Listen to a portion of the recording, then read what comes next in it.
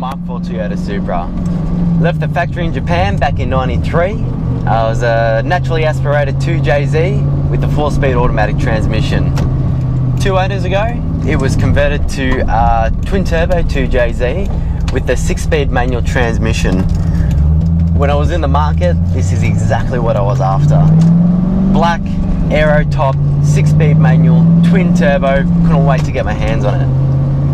After owning it for a few months, put a boost control on it, fuel cut the fender, probably making around 270 rear wheel kilowatts at an estimate. Straight line, shitloads of fun, shitloads of fun, shitloads of fun. Got to the twisties, a little bit disappointed to be honest. I was used to naturally aspirated cars, so drop a gear, plant it, you're gone straight away engine responses. You don't have to wait for no turbos to spool up, that little bit of turbo lag while you're on and off the throttle. So I was looking for what I had before, but more power.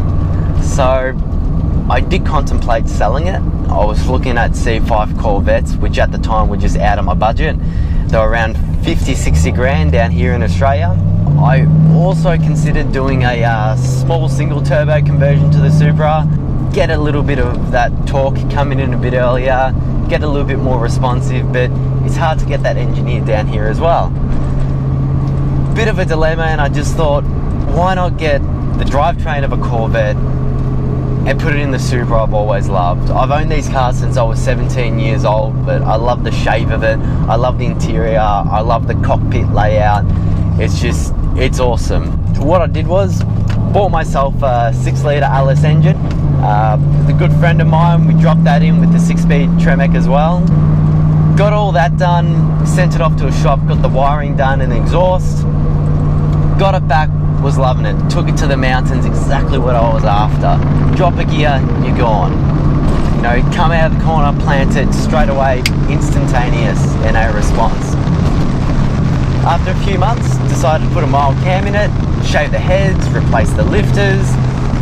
It was making 300 rear wheel kilowatts when I had the dyno tuned for it at that stage. About 400 rear wheel horsepower, around 500 horsepower at the crank as a rough estimate, and it was everything I could ask for. But what happened next wasn't exactly what I asked for though. The bottom end bearing went, so I was pissed off to say the least. I contemplated just putting the car up for sale as is. Like, we put so many hours into it. I'm talking, I'd finish at about 2 a.m. some mornings, get back home about 3 o'clock in the morning, have to wake up 7:30 the next morning for work. Like, we had gone through hell and back. We had issues with the build, yes, as all people would. I think if someone says that they've got a car project and they've never, like, you know, ran into dilemmas or issues, I don't think they're telling the full story, to be honest, because it always happens. So back to the engine dilemma though. I was going to rebuild it because I thought I can't get rid of this car, was ready to sell it but just couldn't. Rebuilding it was going to cost about $5,000 with stock parts, so I just couldn't justify that. So I upgraded, went for an LS3 engine, crate engine straight off the shelf, 0 kilometers, put the same cam into it, made very similar power, 1 extra kilowatt at the wheels, to be honest, if we're going to be talking figures. A little bit more torque, but I was just after my baby. I was after what I built, and I can't say I can be happier with it at the moment. I'm enjoying every minute of it. I'm happy that I can share it with all of you guys as well. I know that not all of you are going to be happy with what I've done.